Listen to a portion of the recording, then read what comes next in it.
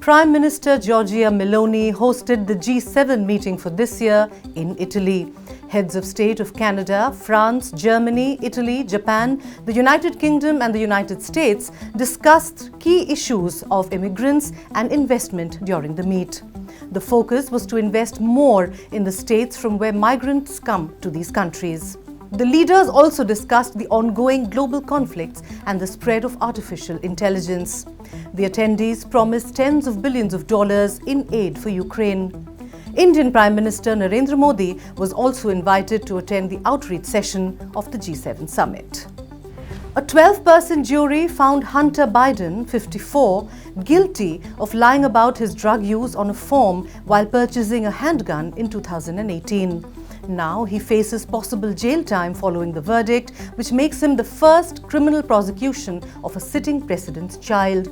President Biden said he accepts the verdict, however, he will support his son. Canada plans to start sending about 2,000 surplus unarmed rockets to Ukraine and a selection of other weapons. Defense Minister Bill Blair made the announcement in Brussels at a meeting of the Ukraine Defense Contract Group, which includes around 50 allied countries led by the United States. Canada is also sending 29 German-made remotely controlled weapon stations that can be attached to a variety of armoured vehicles, as well as 130,000 rounds of small arms ammunition.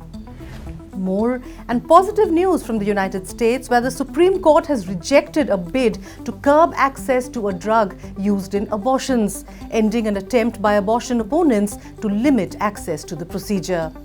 FDA-regulated mifepristone is used in more than half of abortions in the country. In 2022, the Supreme Court overturned Roe v. Wade, which means some states have banned abortion or created lots of restrictions. But abortion is not banned nationwide. It is still legal in many states, and it is also legal to go to a different state to get an abortion. The United Nations Security Council on Monday passed its first resolution backing a ceasefire plan to end the ongoing war between Israel and Hamas. Hamas has accepted this US-sponsored resolution with some changes, which include a demand to release 100 Palestinian prisoners in exchange for the hostages. The USA claims Israel has accepted the resolution, although an official confirmation from Benjamin Netanyahu is yet to come. Hello, you're watching Global Compass, the weekly show that updates you on all that has been happening around the world.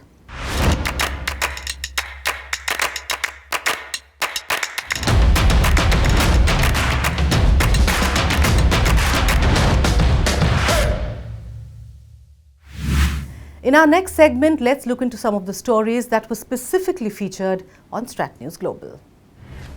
A massive fire erupted in a 6-story building in Mangaf city in Kuwait on Wednesday, killing at least 48 people. Out of the 176 Indian workers in the housing facility, 45 died and 33 were hospitalized. A majority of the victims worked for NBTC, a company in Kuwait that is the largest construction firm in the country. The building, which caught fire, also belonged to the NBTC. The housing facility was said to be in violation of safety regulations. After facing US-backed Western sanctions over their support for Russia's war in Ukraine, China has urged the BRICS bloc of nations to take on greater responsibilities and establish itself as being inclusive to the world. Foreign Minister Wang Yi said the expanded BRICS should build the bloc into a new multilateral cooperation mechanism. Developing countries will help drive this. BRICS has expanded by several more members after Egypt, the United Arab Emirates, Iran and Ethiopia joined at the start of this year. Vietnamese President To Lam met the Chinese ambassador to Hanoi, Xiaoping, on Tuesday. During his meeting, Lam emphasized the importance of managing maritime disputes and respecting each country's interests. Last week, Vietnam's foreign ministry expressed deep concern over the presence of a Chinese survey vessel in Vietnam's exclusive economic zone. This issue underscores the ongoing tensions between the two countries regarding maritime boundaries and resource exploration. Lam also called on China to further open its market for Vietnamese produce and said Hanoi stands ready to boost bilateral exchanges, including between high-ranking officials. Weeks after AstraZeneca's COVID-19 vaccine row, Moderna has claimed that its combination vaccine to protect against both COVID-19 and influenza generated a stronger immune response in adults aged 50 and over. The vaccine, called mRNA-1083, elicited a higher immune response against two A strains and one B strain of the flu in older adults when compared with the widely used flu shots from GSK and Sanofi, according to the company. Moderna President Stephen Hoge said the drug maker hopes to launch the combination shot for the autumn respiratory disease season in 2025. A very important report on the gender pay gap was published by the World Economic Forum this week. It highlighted a concerning trend for India as the nation saw a drop of 2 positions, now ranking 129th out of 146 countries in the index. In the South Asian region, Pakistan exhibited the weakest performance, while Bangladesh, Nepal, Sri Lanka and Bhutan surpassed India in the rankings. A stark statistic emerged indicating that Indian women earn only 40 rupees for every 100 rupees earned by men, reflecting a significant gender pay gap. To delve deeper into this report, I spoke to ElsaMarie D'Silva, the founder of Red Dot Foundation, a platform that documents sexual harassment and abuse in public spaces. She talked of the invisible labor that women perform and how important it is for men to pull their weight in caregiving duties. She also reiterated the need to create safe spaces for women at the work front so that they can reach their full potential. Here is an excerpt. For the past quite a few years, the government or India has been working on addressing the issue of gender pay gap, is what I believe. Where are we going wrong? I mean, if is there inadequate implementation of anti-discriminatory policies? What is the issue here? So, policy is one thing, education and societal norms are another. So, on one hand, you may have women friendly policies that the government has introduced. You may have laws like Prevention of Sexual Harassment at the Workplace Act. You may have great maternity benefits like 6 months of maternity cover for a woman. But is this accompanied by education? And I'm saying education in the broad sense because most of these issues that hold women back stem from patriarchy. And when you unpack patriarchy, it's harmful societal gender norms that restrict women from achieving their full potential. They have certain expectations of men, certain expectations of women. And often this is then used adversely to hold women back. So it's not enough. So take, for example, just the maternity policy. How many, because of the 6 months cover, a lot of companies are, choosing not to recruit women because they have, and when they are recruiting young women, maybe in the interview, they are asking them, are you going to get married? Or if she's married, when are you going to have a baby? What business is it of theirs? But these influence decisions whether to hire her in the first place, whether to give her a promotion, and so on and so forth. So we are seeing a pushback on that policy. So on one hand, you may have great policies, but then how are they being implemented? And is someone making that, making an attempt to study, is that having an adverse effect on participation of women in the workforce? Then if you look at these indices, they calculate where women are participating in the economic workforce and are being paid, right? But there's a pay gap, 40 rupees to every 100 rupees. So Yes. are we being transparent about pay scales? I think we should make all companies, and all employers be more transparent about that. But coming back to women's work, a lot of the work women do is often not paid. And They do not just work in their families and for their households, they also do it for their communities. Take, for example, the ASHA workers or community health workers. Community health workers may not even be paid, and ASHAs get paid very little. But if you think of the pandemic, who were really the backbone of the health system that helped India get through it were the ASHAs, right? Assisting the doctors, the nurses, the paramedics, etc. So I feel a lot of the work that women do on a daily basis is not accounted for. And we have to relook at how we view that work, measure that work, compensate for that work, and so on. And also help people shift their thinking that it's not only a woman's job to provide such care. It's also, the job of men in society.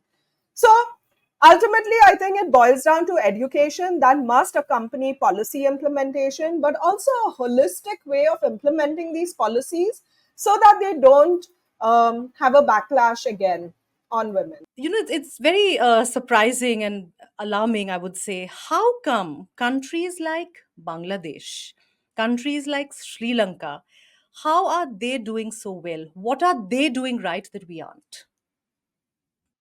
I'm not an expert in their economic policies, but what I can see from the outside is that maybe they have stronger macroeconomic policies. Maybe they have um, industries that have more women in the workforce. So if you take both Sri Lanka and Bangladesh, they are big textile hubs.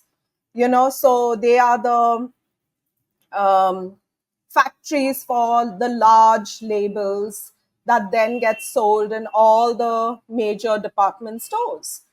And those are jobs often that women work in, So maybe that's one of the reasons that they have more industries that have women centric jobs. But at the end of the day, like I said earlier, we can get inspiration from Sri Lanka. In fact, it should make us feel ashamed that they have a better rating than us.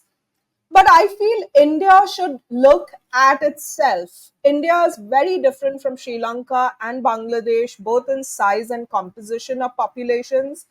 And I feel we have to relook at ourselves very honestly, not just as a tick box exercise. Relook at our policies, relook at how they are being implemented, and then we can set an example for the world to follow. We don't always have to copy what other people are doing. We can be very innovative ourselves. We have the best brains in the world. Why can't Yeah. we solve this problem? So I would encourage, take this index as a mirror being shown to us. We have a gap that needs to be addressed and needs to be addressed urgently. Because look at the other side. All the big consulting companies and every single economic report says that if there was more participation of women in the economy, it would only be beneficial to the GDP of the country, right? And also, is GDP the right metric for success and progress? That needs to be relooked at. But in reality, if more women were in the workforce, would that translate into more money for everybody so that they can be better off?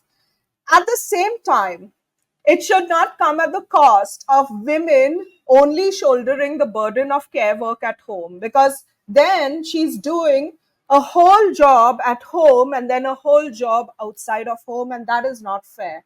And post pandemic, maybe women are exhausted. They need time and they need mental health. They need all kinds of resources for their well being. And we haven't even looked at that in our policies.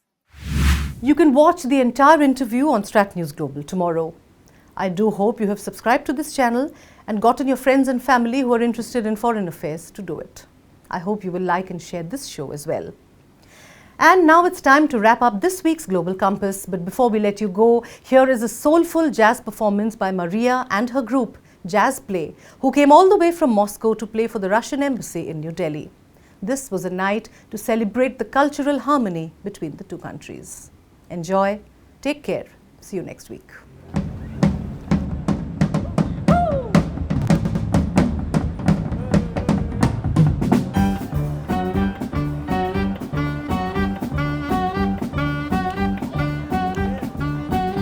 Oh, sing, sing, sing, sing. Everybody stop to sing. Oh, lady, oh. Oh, now you're singing for this thing. Oh, sing, sing, sing, sing. Everybody stop to sing. Oh, lady, oh. Oh, now you're singing with a swing. And the music goes around. Everybody goes to town. But has something you should know. Oh, baby, no, no, no. Everybody stop to sing. Oh, lady, oh. Oh, now you're singing with the swing. Come on.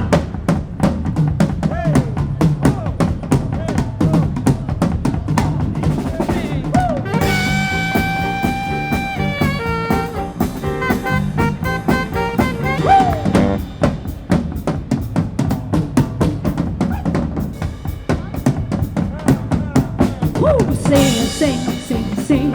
Everybody stop to sing. Oh, lady, oh. Oh, now you're singing with the swing. Oh, sing, sing, sing, sing. Everybody stop to sing. Oh, lady, oh. Oh, oh, now you're singing with the swing. And the music goes around. Everybody gets to time. But it's something you should know. No, no, no. Sing, sing, sing, sing. Everybody stop to sing. Lady, oh. No, oh, oh. Now you're singing with the swing.